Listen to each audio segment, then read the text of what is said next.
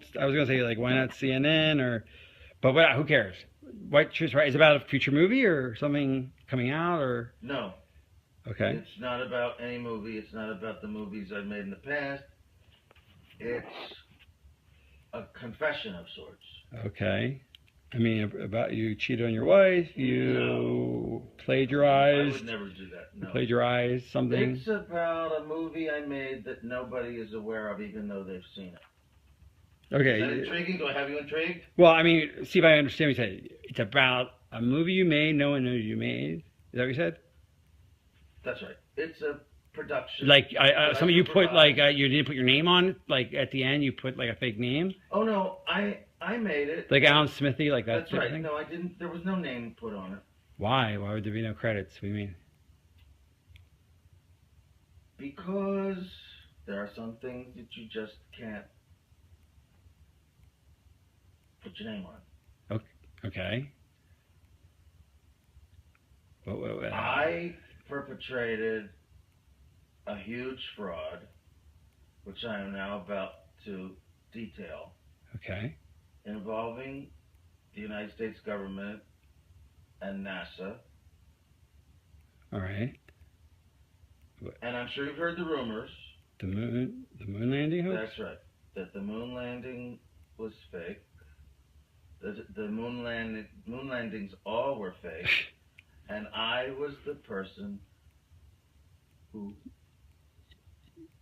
filmed it. You're serious and okay. I'm serious. I'm dead serious.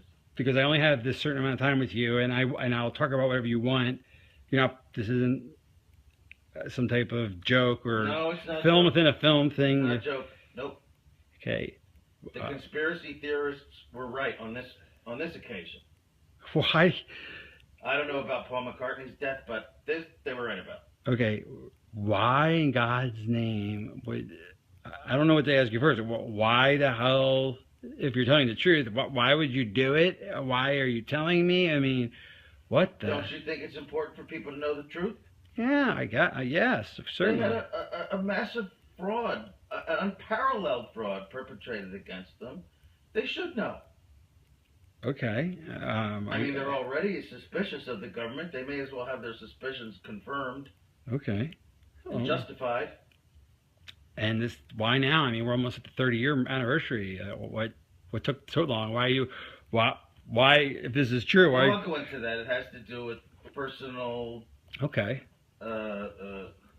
Evolution and influences. And well, I'll go into that. Is that why you look a little haggard right now? Because you look a little worn. No offense. Like. Well, also, yeah, because I haven't been taking care of myself too well. I've been drinking a lot, but. Is that because of the stress of this? Of course, stress, guilt, just conflict of all kinds. Wow, I mean, so you feel bad about this, clearly. I mean, this is not... I do feel bad about it. I also feel proud of it. It's a terrible conflict. Because you've pulled off one of the greatest hoaxes ever because of And because I made a film, if you want to call it a film, which I consider to be my masterpiece. And you can't take credit or even talk about it as well, you are now. I'm hereby taking credit. Right, but you can't actually go out. You're doing when people see this, you'll be dead. Until 10 years. Right, or 15, yeah. After my death. So you can't talk to Roger Ebert about it. You know, does that frustrate you? I have to pay the consequences for the decision that I made many years ago to go along with this. Like a deal with the devil. It's Faustian, to be sure. And is that why you got such power in Hollywood? I mean, that would explain that. Why I have the freedom I have, that was part of it, yes. So they said, do this moon thing and we'll give you... When I made Spartacus, I didn't have this kind of freedom. Right. But I have it now. So what came first, the genius or the fraud? What was NASA's doing? Well, what came first, the genius or the fraud? I mean, did the fraud enable the genius, or was the genius released by the fraud? Well, I'd like to think the genius came first. Right. But some frauds are hard to bypass, especially if you have an ego and you're an artist and you you're presented with a challenge, the likes of which you've never seen and will probably never see again. You don't even think of the morality of it. You're just completely swept away by the flattery of it and the juices inside you, which make you want to do it as the artist you are innately. You don't think of anything else. What a conflict. I mean, gosh, I can't imagine being presented with that opportunity. On one hand, I really would want to do it, but then I'd probably say, well, I'm committing a crime and lying. And it depends, but my guess would be, no, you if you're good, you would do it. I discussed this with Levinson, Barry Levinson. Right. I discussed it with... oh, he made Wag the Dog, right? Yeah. Yes. Spielberg, of all people, believe it or not, yes. So wait, Wag the Dog... Coppola, Scorsese, even Woody Allen I discussed. There isn't one of them who wouldn't do this. Right. And so Barry Levinson must have been influenced by this whole... he must have known, so that's... Wag the Dog is about this whole idea. I mean, that's why... the character was named Stanley. Right. And he gets killed at the end because he demands credit. Tell me about the making of it. So, was it difficult? I mean, committing the greatest fraud, what you want to call it. I'm not saying it's a... okay. I know a lot about that at the time. I know, so I'm not making moral judgment, but making this huge, ambitious, technical faux landing, was it harder than 2001? Was it very difficult? I mean, what was the experience like? Artistically, practically, emotionally, what was it like for you? Nothing was harder than 2001. So 2001 was harder than faking the moon landing? It actually was. Because you learned things on 2001 and... yes. I mean, 2001 was very ambitious. And that's not to say that faking the moon landing was not ambitious, but yeah, I learned things making 2001, which is why I got this gig in the first place, right? Right, that makes sense. So what was the experience? But it was easy for me because, well, first of all, I didn't think a whole lot about the morality of it, as I said. If I had, I might have been more hesitant, more stifled in my work, but I didn't. And I could see that Neil was, actually. He was bothered by it. More than Buzz Aldrin or anyone else involved? Yes. Yeah. Okay. Yes. About because in a way, everything was going to center around him. He was the one who was supposed to come down off the ladder and announce the step for mankind and what have you. He sensed that this was going to be a life-changing experience for him, and I mean on a major scale. Actually, he was rather tortured by it the rest of his life. Really? I mean, is that why you think of interviews? Yes, and in fact, that actually began to affect my own perception of it, watching what happened to him. Okay, in what way? Just seeing the deterioration of him? And I mean, was he depressed or? He was depressed. He was drinking heavily, bitter, scared, just phobic, avoiding people. And that guy Bart Sibrel or something tried to get him to swear in a Bible. I mean, when I say he affected me, that's why there was so much time in between films for me. Between Full Metal Jacket and, well, between The Shining and Full Metal Jacket was about 6 years. Between Full Metal Jacket and Eyes Wide Shut is 13 years. Yeah. And a lot of that time was spent just... like just emotionally processing? Yes. It became very conflicting for me. I was proud of my work, but at the same time, and this was a lot because of Neil's influence. Not consciously. He didn't do this to me consciously. But I spent a lot of time with him, and each time I did, I became more and more bothered, troubled by my own participation in this. Okay. Well, what would he say? I mean, did he explain the source of his depression? He was on the verge of tears. He did not cry. I won't say he cried, but he was on the verge of tears so many times because of what he did. I mean... what he participated in. It's almost as if he thought up the idea, you know? Right. He felt that guilt. He was almost used, really. Okay.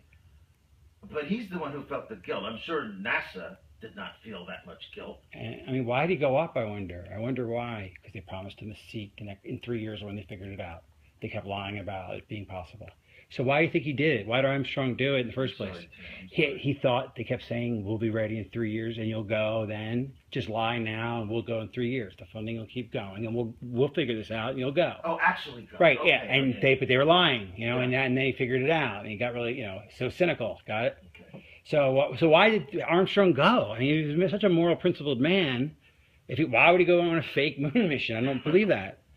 Well, they strung him along because they led him to believe, oh, don't worry, we're going to have the money in a few years, and we'll actually go, and then you will go. They'll have. Of course, You mean they'll have the technology in a few years? Yes. Okay. They will have enough. They will. Yes, they will be able to actually perform the miracle of going to the moon. And yes, he would be in the saddle. So, in other words, okay, let's make this clear. Kennedy set a deadline, psychological deadline of the 60s. They knew they couldn't beat it. Right. But They would could- be they great could- PR if they did. Right, and if they did, you're saying they sincerely thought that they would really get there within a few years. I believe, yes, they did think so. Because that's what they, well, I mean, that's... Although some didn't. There was a difference of opinion. There were some that just believed honestly that we will never be able to get there. There's just no chance. That Werner and I used to, like, have coffee in the mornings, and he was like, there's no fucking way. Like, you know, even Werner All von Braun. right. So go, you got that. Some people didn't believe that you could go even? Well, or- Werner von Braun, of course, didn't think so. The director didn't think so. The man was just too brilliant. He knew that we couldn't do it. Yeah. So, okay. I'm talking about a guy working on two lost causes, the Nazism and you know, the quest for the moon. I mean, he really did, and he didn't tell them? I mean, did he ever tell them? Did he tell NASA? Like, did he tell the president we can't go? I mean, he must have been broke the news. Well, he was very old, of course, at the time, and a lot of people just dismissed him. Younger, more ambitious people, some of them really thought we could get there. Right. Or wanted to believe it. Maybe on a conscious level they knew we couldn't, but they just wanted to believe the impossible because they were so full of themselves. And so full of the dream. Yes.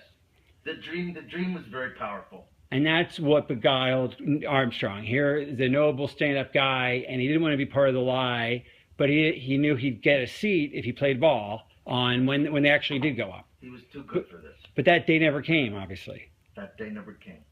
And what did that do to him? I mean... It gradually destroyed him, I think. Okay. He deteriorated. Yeah, like I said, he drank a lot. He was full of self-recrimination, and so was I. Well, mainly from his influence. It's like I caught it from him.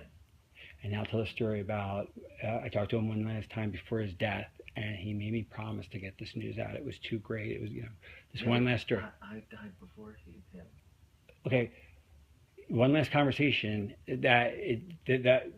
right? The last conversation you had was about 3 months ago. Right. And he said that, that he's going to write a letter and put it in a drawer, and maybe his wife someday will give it out. But he's like, all right, Stanley, you're a media guy. You got to tell the truth one day.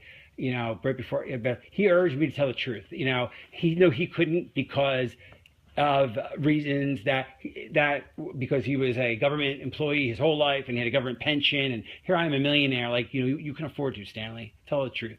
I still get a government pension. You know what I'm saying? And that's been eating on you to do this, and that's why you're not doing it now. You're doing it 15 years from now, or whenever. Like, in other words, you're telling this. That's why you're not announcing on CNN. It's because you're going to honor his wish, but you're not ready for it now to come out. But you're doing this for Why you. am I putting it off? Because I think I'll be. Because you don't want your family. You want to be dead, Right. and you want your family to have 15 years on it. Your wife will probably be dead, and your kid will be grown. Right. You want distance from your legacy, from this truth. That's it. Okay. Right. So, what happened? So what really motivated contacting me as a filmmaker was I talked to Neil, okay, and I really felt guilty, and that's why I arranged for you to interview me, because I wanted to blah blah blah blah. Let's talk about the motive. So wait, so Neil really got to you. I mean, it sounds like he's the impetus of this entire confession in a way. I mean, it's like a theme. Like, so he really Yes, made you influenced become me. circumspect about this. He even virtually begged me to reveal all this. He couldn't do it himself. He has a pension to worry about. I had basically nothing to lose. I'm, an established filmmaker, not involved with the government in any way except for this one job. And I made my millions. I'm really basically set for life. I'm almost 70. But you still must fear one thing they can do to you, which is, I mean, I don't know. Do you ever? I mean, you obviously. Do you ever worry about them killing you because of the secret? I mean, you have become a bit of a recluse. I don't know. With these. Yeah. Garbo, Howard Hughes, J.D. Salinger, and me. Right. And to some degree, Neil. But did they? I mean, did any of them think that the government was out to get them? And I'm not saying you think that. Do you? I mean. The government obviously said they'll kill you. I mean, obviously, the government said we'll kill you if you say anything. I mean, that's a standard top secret sort of penalty. It's understood, even if it's not said. Right, but they did say it to you, I presume. Yeah. They did. I mean, the government they said basic. So it they wasn't. They tried to be cute about it, but yeah, it was said in no uncertain terms. So why are you? So can't this get you killed?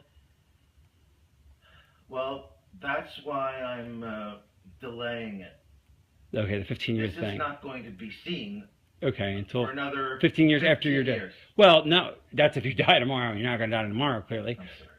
Okay, try again. Try again. Okay, it's okay. So why you could get killed by doing this? This could kill you. Why are you doing that? That's. Well, this is not going to be seen until because of our 15 years after my death. So now that's why you have to sign the NDA and all these. Okay. That's right. All right. Well, that makes sense now. Okay, I understand that now. All right. It should be known, but I want there to be some kind of cushion for my family. 15 years seems like a good number. Okay. All right. After my death, 15 years after my death. But okay, so let's take a step back. You're making this tape out of an effect Neil had on you? I mean, Armstrong sort of influenced you? Very much. Sometimes it just takes a catalyst. I mean, somewhere inside you know what's right. Right. I mean, I went for years just thinking I was doing the right thing, just through my art. And then something comes along that you don't even recognize as a temptation because you're so swept away by your own ego. It took someone like Neil Armstrong and distance and time to hammer into me what this really meant about society, about myself, about the human condition even, which is what I'm about. So you must feel very proud and very guilty and proud of this thing. I mean, yes, conflicted. I mean, I still think maybe it's a terrible thing to say, maybe not, but I look at that or even think of it, I just remember it, and I think this was my fucking masterpiece. Yeah. I still think so. Right. I mean, it's the greatest. Despite its flaws, it's my goddamn masterpiece. It's better than 2001. It's better than Paths of Glory or Clockwork Orange or Barry Lyndon or Dr. Strangelove. All of which I love, but and you're included now. That's the moon landing itself, and what a triumphal story that is. Were you involved in any of the other missions at all, or is that just the one? I mean, did they just take your thing, or was it a one-off, or did you do them all? I mean, you just did 11 and 13. They brought you back after 12 failed. Okay, just to do 13. That's it. And Neil helped you with that. So was it just a one-off? I mean, you just did you do them all? No, I did 11 and 13 as well. You did 13, okay. Not 12. Why is 13 a failure then? Why did you? Well, they brought me back. And why? But why did you make it? 12 failed. 12 failed how? What do you mean? How did 12 fail? You told me 12 failed. How did it? I'm asking you a character. How did 12 fail?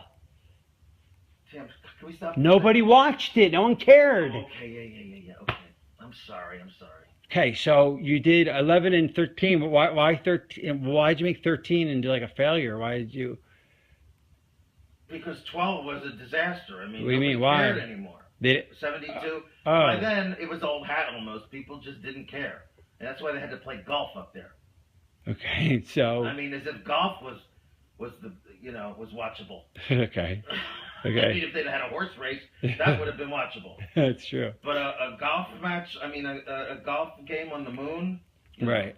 Okay, so they weren't getting the ratings. That wasn't my idea. Okay. I will not take credit for that. Okay, so it was really a ratings issue. That if they 12 didn't pull the ratings that 11 did, and so why did you come up with 13 storyline? Like, how'd that happen? Like, you know, the